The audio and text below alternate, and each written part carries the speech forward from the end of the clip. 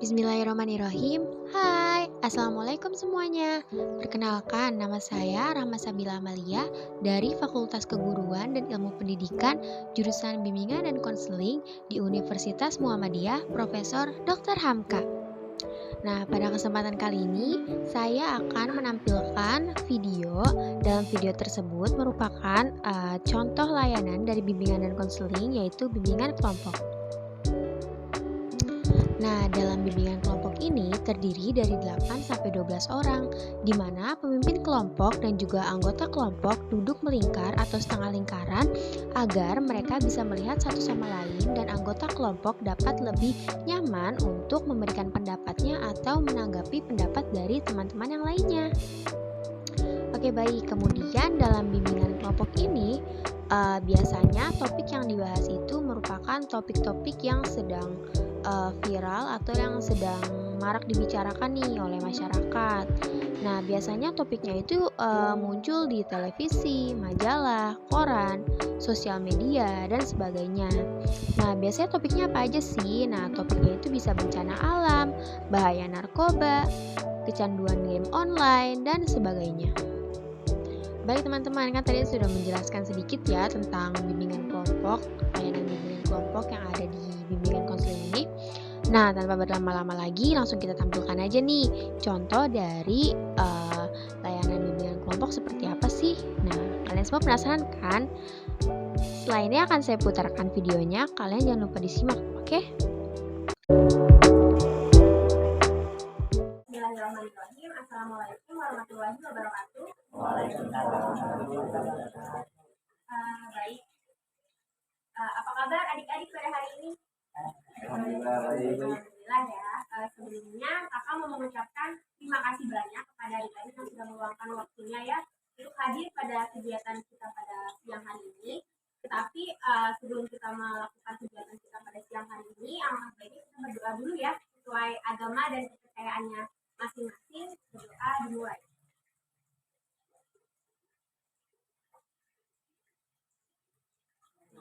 Berdoa selesai. Baik, nah pada siang hari ini kita akan melakukan kegiatan yaitu bimbingan kelompok. Tetapi sebelumnya akan bertanya, apakah dari adik-adik semua ada yang sudah pernah melakukan bimbingan kelompok seperti ini? Belum pernah ya. Baik, kakak akan sedikit menjelaskan tentang apa sih bimbingan kelompok itu. Jadi bimbingan kelompok itu adalah salah satu layanan dari bimbingan dan konseling yang memanfaatkan dinamika kelompok dan juga bimbingan kelompok ini mengembangkan informasi dari topik yang akan kita bahas dan juga dari bimbingan kelompok ini juga bisa membantu adik-adik semua dalam mengembangkan potensi dan juga bakat adik-adik seperti diharapkan setelah adik-adik melakukan bimbingan kelompok ini adik-adik dapat lebih percaya diri untuk mengemukakan pendapatnya dan juga lebih berani berbicara di depan orang banyak dan juga dari bimbingan kelompok ini juga adik-adik juga dapat meningkatkan bakat dan minat yang sudah adik-adik miliki.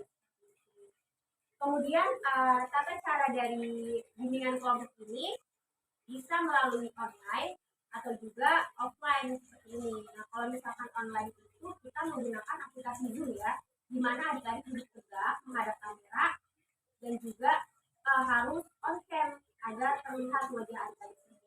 Dan jika adik-adik ingin berpendapat atau bertanya, adik-adik bisa menggunakan fitur raise hand yang ada di aplikasi Zoom tersebut. Kemudian jika dilakukan secara luring atau offline seperti ini, nah kita melakukannya sama seperti kita pada saat ini, di mana kakak menjadi pemimpin kelompok atau PK dan adik-adik semua menjadi anggota kelompok atau AK. Kemudian juga bimbingan kelompok ini terdiri dari 8-12 orang, di mana kita duduk setengah lingkaran atau satu lingkar penuh agar adik-adik dapat melihat satu sama lain dan juga lebih nyaman untuk berpendapat atau juga menanggapi pendapat dari teman-teman yang lain. Seperti itu ya adik-adik, dapat dipahami? Oke, kita lanjut ya. Kemudian juga ada beberapa hal yang harus adik-adik pahami ya dari bimbingan kelompok ini. Jadi adik-adik itu datang ke sini secara sukarela ya, tanpa ada paksaan dari pihak manapun. Kemudian juga jika dalam bimbingan kelompok nanti ada informasi yang bersifat pribadi atau privasi, adik-adik diharapkan tidak boleh memberitahukan kepada orang lain yang di luar dari kelompok ini. Kemudian juga kalau misalkan adik-adik ingin berpendapat atau menanggapi pendapat dari teman-teman yang lainnya, diharuskan untuk berbicara secara terbuka ya, tidak ada yang diskusi. Dan juga sebelum berpendapat, adik-adik diharuskan untuk raise hand atau mengangkat tangan terlebih dahulu. Dan jika kakak mempersilahkan kalian untuk berbicara, kalian baru boleh berpendapat atau menanggapi pendapat dari teman-teman yang lain. Sampai situ terpahami? Oke nih, kan tadi kakak sudah menjelaskan ya tentang apa sih bimbingan kelompok dan juga tata cara pelaksanaannya dan juga bagaimana kalian harus melakukan bimbingan kelompok tersebut. Kita sampai lupa untuk berkenalan nih. Nah, kakak minta kalian untuk menyebutkan nama panjang, nama panggilan, dan juga hobi kalian. Dimulai dari kakak dan akan dilanjutkan di sebelah kanan kakak ya. Baik, kita mulai ya. Perkenalkan, nama saya Rahma Sabila Amalia, di SMK Nurul Rahma. Hobi saya adalah mendengarkan. Hai Kak Rahma. Hai Kak Rahma. Lanjut ya di sebelah kanan.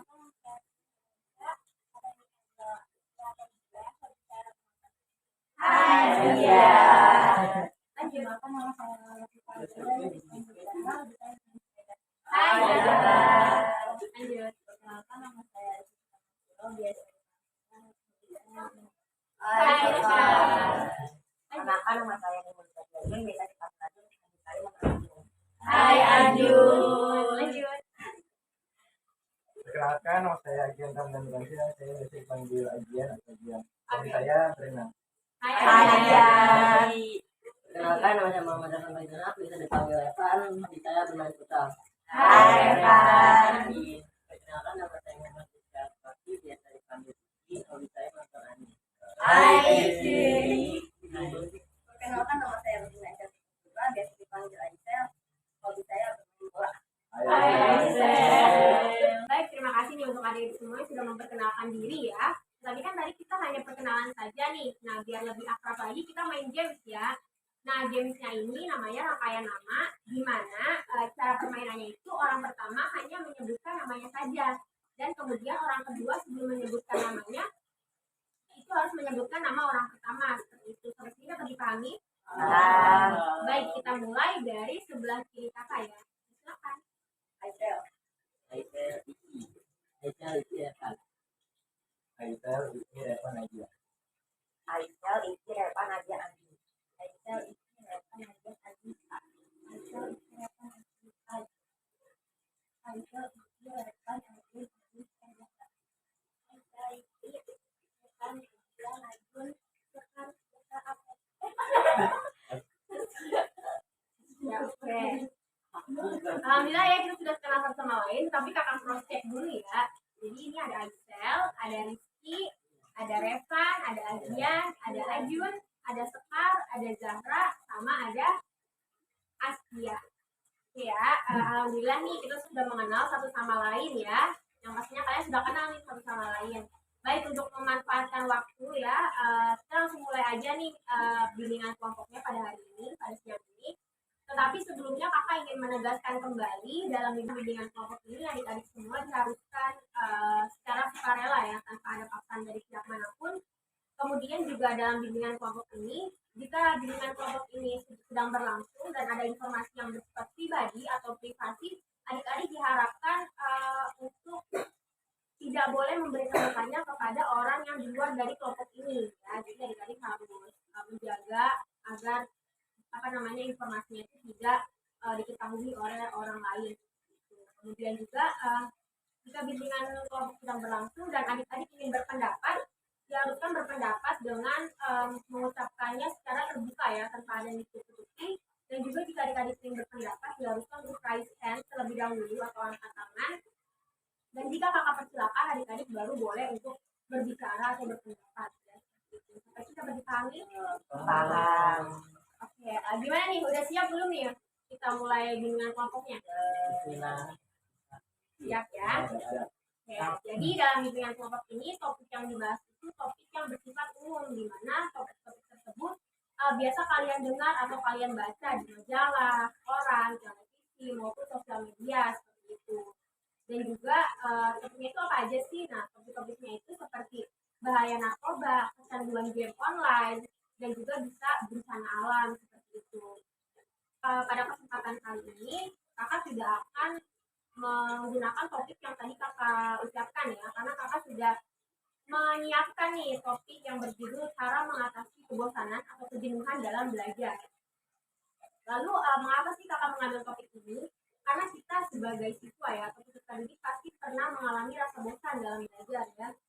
Apalagi di era pandemi seperti ini, yang dimana kalian diharuskan belajar melalui daring atau online, kan pastinya itu sangat membosankan ya.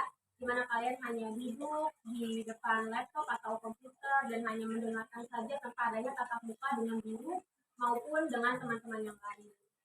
Kemudian juga kebosanan belajar itu apa sih? Jadi kebosanan belajar itu dimana kalian merasa sulit atau sukar untuk memahami materi dari guru yang diberikan kepada kalian seperti itu. Jadi kalian merasa sulit untuk memahami, sulit untuk mengerti, dan juga menjadi malas kalian untuk mengerjakan tugas-tugas atau materi yang diberikan oleh guru. Baik, dari yang kakak sudah berikan penjelasan tentang alasan kakak mengangkat topik ini dan juga apa sih kebosanan dalam belajar seperti itu. Nah, menurut kalian ya, faktor penyebab dari kebosanan belajar itu seperti apa sih? Kan kalian pernah mengalami ya kebosanan belajar. Nah, biasanya itu faktor penyebab itu seperti apa sih? Yang ingin berpendapat atau bercerita bisa raiskan dulu ya. Silakan. Iya, Agian, silakan. Faktor juga malas belajar itu biasanya karena kurangnya motivasi dari orang tua atau guru. Jadi menurut Agian itu faktor dari kebosanan belajar itu adalah dari lingkungan ya, karena tidak adanya motivasi dari orang tua maupun lingkungan sekitar. Kemudian ada lagi yang ingin berpendapat? Baik, Kak.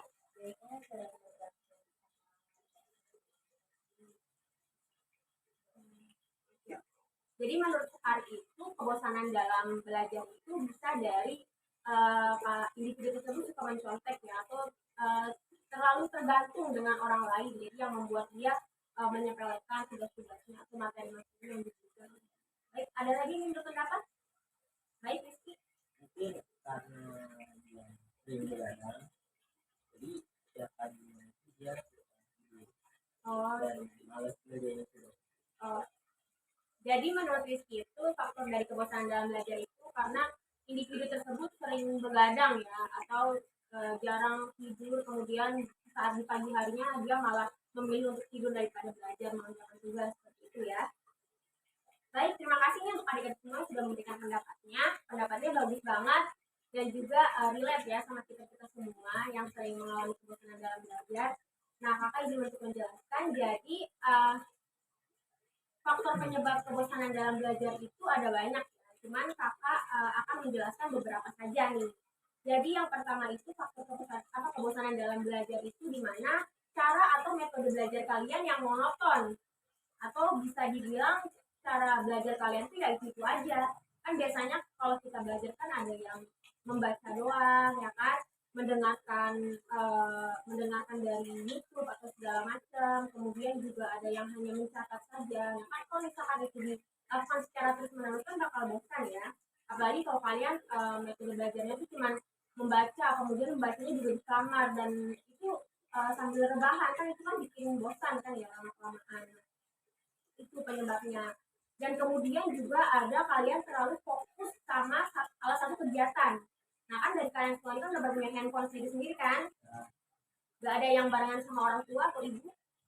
Gak ada kan? Nah, pasti kalian sudah sering bermain handphone, dan juga sekarang banyak aplikasi seperti Instagram, TikTok, dan juga game online yang membuat kalian tuh menjadi kecanduan untuk bermain game terus seperti itu. Dan saat kalian sudah kecanduan bermain game dan kalian disuruh belajar oleh orang tua kalian langsung merasa malas untuk belajar seperti itu. Padahal kalian baru belajar beberapa menit, tapi kalian sudah merasa bosan dan memilih untuk bermain game daripada belajar.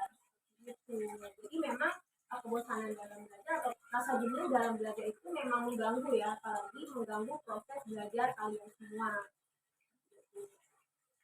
Kemudian nih dari faktor penyebab, menurut kalian menurut kalian semua nih, contoh dari kebosanan belajar itu seperti apa sih contohnya? Apa sih kalian pernah merasakan dan yang kalian rasakan itu seperti apa nih kalau misalnya lagi bosan dalam belajar? Yang ingin berpendapat atau menceritakan pengalamannya bisa raise hand atau tunjuk. Silakan. Ya. Oh, jadi menurut Askia contohnya itu tidak memiliki niat ya, niat dan minat untuk belajar. Ada lagi? Ya, nah, itu juga bisa ya. Jadi menurut Zahra itu contoh dari kebosanan dalam belajar itu suka menunda-nunda pekerjaan seperti itu ya, Zahra. Yang lain ada yang ingin? Laki-laki ada yang ingin berpendapat? Iya, Rizky silakan. Jadi menurut Rizky itu contoh dari kebosanan dalam belajar itu suka bolos sekolah ya, karena dia sudah merasa bosan belajar, jadi dia memilih untuk tidak sekolah, tidak mengikuti mata pelajaran sekolah. Ya. Oke, terima kasih nih untuk teman-teman semua, adik-adik semua sudah memberikan pendapatnya. Pendapatnya sangat baik sekali, tapi kakak ini untuk menjelaskan sedikit ya tentang contoh dari kebosanan dalam belajar seperti apa. Nah, contoh itu ada banyak ya, tapi kakak akan menjelaskan sedikit saja. Jadi contohnya itu adalah yang pertama di mana kalian merasa bosan pada mata pelajaran tersebut atau juga merasa sulit untuk memahami mata pelajaran tersebut. Bisa diakibatkan karena gurunya yang killer atau gurunya yang galak atau juga mungkin gurunya itu terlalu monoton dalam menjelaskan mata pelajaran tersebut, jadi membuat kalian bosan dan membuat kalian itu merasa jenuh lama-kelamaan untuk mendengarkan penjelasan dari guru tersebut. Nah, kan tadi kan contohnya itu bisa dari kalian sulit memahami mata pelajaran yang diberikan oleh guru.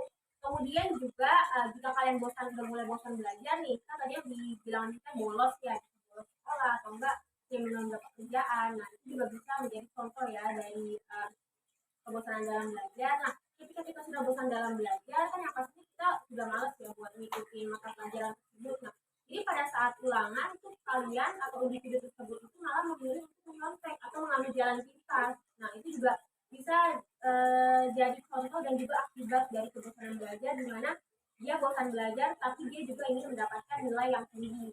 Caranya dengan apa yang menyontek itu? Nah, itu juga bisa menjadi contoh dari kebosanan saat belajar. Itu tadi.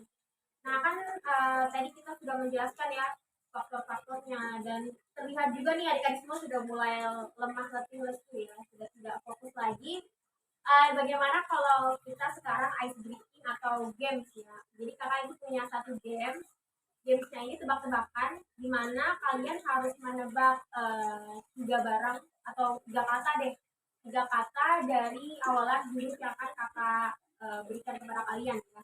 Jadi berhubung materi kita pada kali ini adalah kebosanan dalam belajar, kakak ingin kalian menyebutkan 3 kata yang berawalan dari huruf B. Jadi kalian semua harus harus menyebutkan 3 kata yang berawalan huruf B. Apa saja? Kata apa saja yang berawalan huruf B? Sebentar. Nah, juga untuk games ini kita mulai dari sebelah kanan ya, karena tadi sebelah kiri sudah, jadi sebelah kanan ya. Baik, gamesnya bisa dimulai dari atas. Sebutkan 3 kata apa aja? Satu lagi. Ini enggak? Lanjut.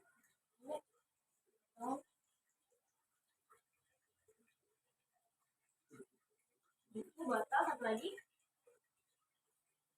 Kita hitung ya, 5, 4, lanjut. Lanjut. 3 kata ya, bukan benda. Tadi kan pengen benda ngajarin 3 kata aja. Enggak tahu. Apa aja 3 kata?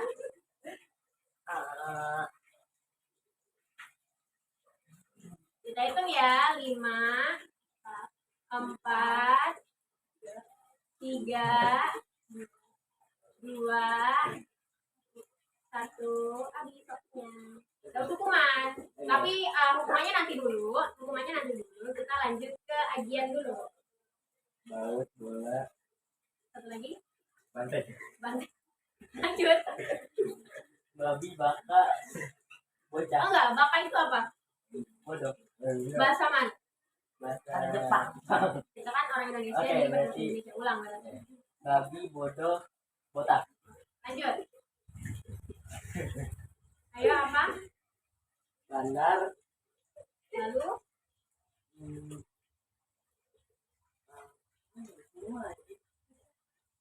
bocah, lanjut. terus 5, 4, 3, 2. bulan. Oh, bulan. Lanjut Aisyah. Bodoh, bandar, bandara. Bodoh udah. Bodoh udah tadi. Ayo. Bandar udah. Betul udah gua. Bandara. Oh, bandar. Bandar. Jadi apa? 2 lagi. Bahasa Indonesia. Bahasa Indonesia. Itu Inggris coba. 5. Udah. Oh, udah ya? Udah. Udah bola udah. Udah lagi ya. 5, Basket. 4, satu lagi. 3. Kan tadi kan basket, bandara, satu lagi. 3. Bantal udah ya tadi? Oh, belum. Ya, tapi kan namanya basket. Oke, kita sudah semua nih menjawab pertanyaan yang tadi kakak sudah kasih, dan ada satu orang yang salah, tidak bisa menjawab. Nah, hukumannya apa nih? Joget. Pargo. Apa nih hukumannya Guys. apa? Joget. Joget. Oke, Joget. karena kalau joget tidak memungkinkan ya, apalagi joget Blackpink kan tidak memungkinkan, musiknya nggak ada, jadi kakak mau kamu membaca surat yang ada di juz 30. Apa aja? Surat pendek, surat yang panjang. Ya nggak apa-apa, nggak apa-apa. Bismillahirrahmanirrahim. Qul huwallahu ahad. Allahus samad. Lam yalid wa lam yulad wa lam yakul lahu kufuwan ahad. Masya Allah. Terima kasih untuk kalian ya yang sudah membaca surat surat Al-Quran. Oke, kita lanjut ya. Nah, jadi dari permainan tadi itu bukan hanya games biasa doang ya, tapi juga mengasah otak kalian biar lebih fokus, lebih spontan lagi dalam mengucapkan kata-kata yang tadi kita sebutkan ya. Kalau misalnya nggak fokus, jadinya kayak Ajun tadi salah ya, nggak bisa mengucapkan, jadi kena hukuman. Oke, kita lanjut ya. Kan tadi kakak sudah menjelaskan tentang faktor penyebab dan juga contohnya nih. Nah, yang pasti kan kalau misalkan kita sudah merasakan bosan, sudah ada faktor penyebabnya dan juga contohnya, pasti kita butuh apa? Butuh solusinya. Nah, solusi cara mengatasi kebosanan itu seperti apa sih? Nah, jadi menurut kalian solusi atau cara mengatasi kebosanan dalam belajar itu seperti apa sih? Seperti kalian sudah pernah merasakan nih kebosanan dalam belajar atau kejenuhan dalam belajar, dan kalian pasti nggak bakal berlarut-larut kan dalam rasa bosan dan jenuh itu, pasti ada solusinya atau cara mengatasinya. Nah, cara mengatasi kebosanan kalian itu seperti apa sih? Bisa dilihat. Ya, Renan. Mencari kegiatan lain. bisa mencari kegiatan lain yang lebih produktif ya. Siapa lagi yang ini? Oke, Ajun. Cari tempat yang nyaman buat belajar. Oh, bagus, benar sekali. Cari tempat yang nyaman buat belajar, karena kalau misalnya kita belajar tempatnya itu aja kan bikin tambah jenuh ya, tambah bosan seperti itu. Ada lagi? Bermain online. Oh iya, bisa juga dengan bermain game online, tetapi ya diharapkan tidak terlalu sering ya, tidak terlalu sering dalam melakukan bermain game online. Siapa lagi ada yang ingin katakan? Belajar bareng. Oke, bisa juga belajar bersama teman-teman. Siapa lagi lanjut aja? Lalu fokus apa yang kita kerjakan. Oh iya, benar. Di samping yang tadi teman-teman sebutkan ya, ada yang sambil bermain game atau ada yang cari tempat yang nyaman, kita juga harus fokus ya, fokus dari apa yang sedang kita kerjakan. Baik nih, terima kasih pada adik semua yang sudah berpendapat ya. Ada lagi yang berpendapat? Oh iya, oh, sambil mendengarkan musik ya, biar lebih fresh, lebih fokus. Ya, sambil ngemil juga bisa. Baik, terima kasih ya untuk adik-adik semua yang sudah memberikan pendapatnya bagus banget, dan juga kakak izin menjelaskan sedikit ya tentang cara mengatasi itu seperti apa sih. Nah, cara mengatasinya itu sama seperti yang disebutkan adik-adik semua. Nah, cara mengatasinya itu bisa kalian membuat kelompok belajar atau yang tadi Sekar bilang itu belajar bersama teman-teman ya, karena dari belajar bersama teman-teman itu kalian akan termotivasi nih satu sama lain. Misalkan kelompok belajar seperti ini nih, dan Askia itu malas belajar nih misalkan ya, Askia ini malas belajar dan yang lain belajar, tapi Askia merasa kayak kok aku nggak belajar sendiri, kok yang lain pada belajar ya gitu. Nah pasti dia akan berpikir kalau misalkan wah aku juga harus belajar nih biar semangat teman-teman, biar aku nggak ketinggalan. Itu dampak positif atau apa namanya termotivasi pada saat ada di kelompok belajar tersebut. Kemudian juga kalian bisa berpindah dari zona nyaman kalian. Misalkan kalau misalkan kalian biasa belajar di kamar atau belajarnya itu di tempat-tempat yang benar-benar tersembunyi lah, karena kan biasanya kalau kayak gitu biar fokus ya.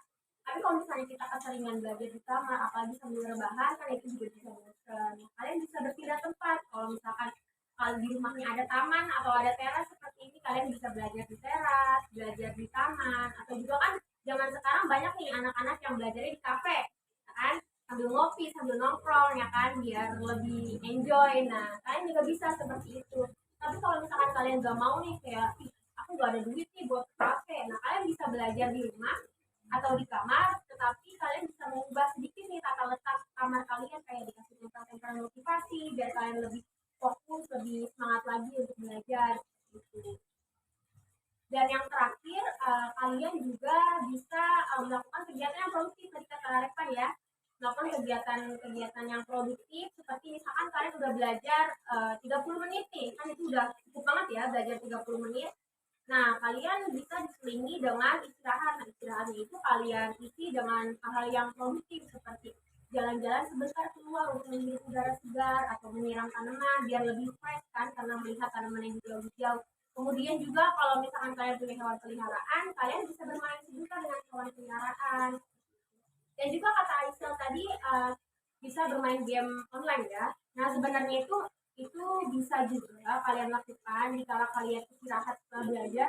Tetapi kalau melakukan bermain game online itu pastinya membuat kalian kecanduan, dan juga kalian gak bakal berhenti gitu. Misalkan kalian udah belajar nih 30 menit dan yang harusnya kalian melanjutkan belajar lagi, tetapi karena kalian karena kalian sudah bermain game, ya sudah memegang handphone dan bermain game, kalian tidak akan berhenti dan kalian pasti mikirnya kayak tadi kan udah belajar nih 30 menit udah selesai, gak mau belajar lagi, main game aja.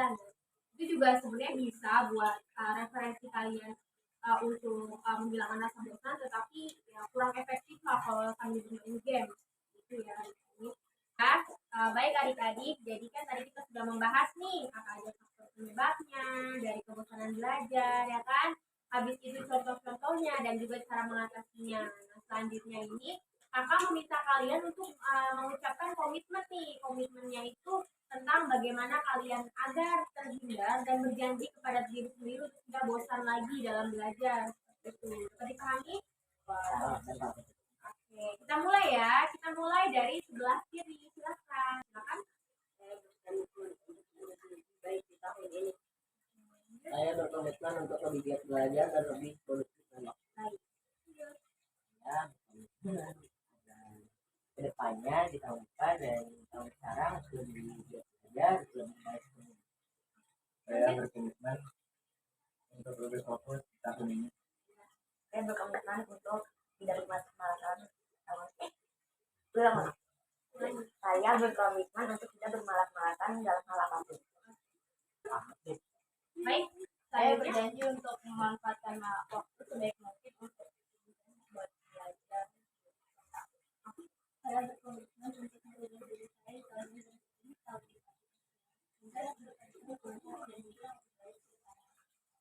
terima kasih ya untuk teman-teman yang sudah memberikan komitmennya ya. Semoga komitmen yang kalian ucapkan itu bisa kalian terapkan ya pada kehidupan sehari-hari. Amin.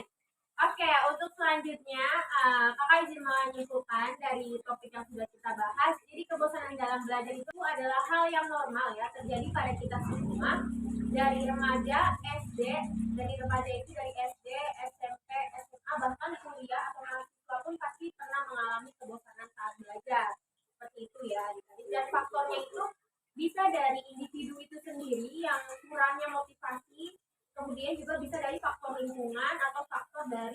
keluar diri mereka seperti itu.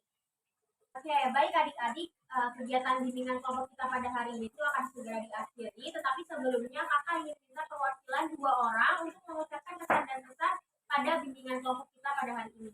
Siapa yang ingin mengucapkan kesan dan pesan? Silakan. Sel dulu ya. Dan pesannya adalah ini sangat seru dan semoga kita tidak dalam kesulitan untuk belajar. Oke, baik, selanjutnya. Dan pesan saya hari ini sangat menyenangkan bisa bertemu dengan teman-teman dan saya semoga kita terhindar dari kesulitan. Oke, terima kasih ya untuk Aisyah dan Adien yang sudah memberikan kesan dan pesannya. Semoga kesan dan pesannya itu bisa menjadi kebaikan untuk kita semua, untuk bisa lebih fokus dan rajin ya dalam belajar. Kemudian bimbingan kelompok pada hari ini akan segera kita akhiri, tetapi sebelumnya kakak akan memberikan link Google Form dan juga format Typeset untuk adik-adik isi ya. Oke, baik. Sebelum kita menutup kegiatan kita pada siang menuju sore kali ini, langkah baiknya kita berdoa dulu ya, sesuai dengan agama dan juga kepercayaan masing-masing. Berdoa dulu.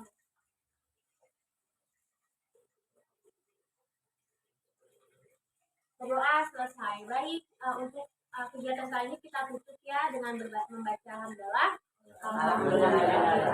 Terima kasih untuk teman-teman semua yang sudah meluangkan waktunya dan maafkan kakak bila ada salah kata dalam penyampaian materi tadi ya. Sekian dari saya. Wassalamualaikum warahmatullahi wabarakatuh. Waalaikumsalam warahmatullahi wabarakatuh. Oke, baik teman-teman semua, karena waktu kita yang terbatas, jadi kita cukupkan ya sampai di sini. Nah, karena tadi kalian sudah melihat layanan bimbingan kelompok tadi dari cuplikan video tadi, semoga kalian semua dapat memahami ya apa itu bimbingan kelompok, tata cara pelaksanaannya, dan juga hal-hal apa aja sih yang harus diperhatikan sebelum melakukan bimbingan kelompok itu. Semoga kalian paham, kemudian juga terima kasih banyak yang sudah menonton. Sampai jumpa lagi, bye-bye.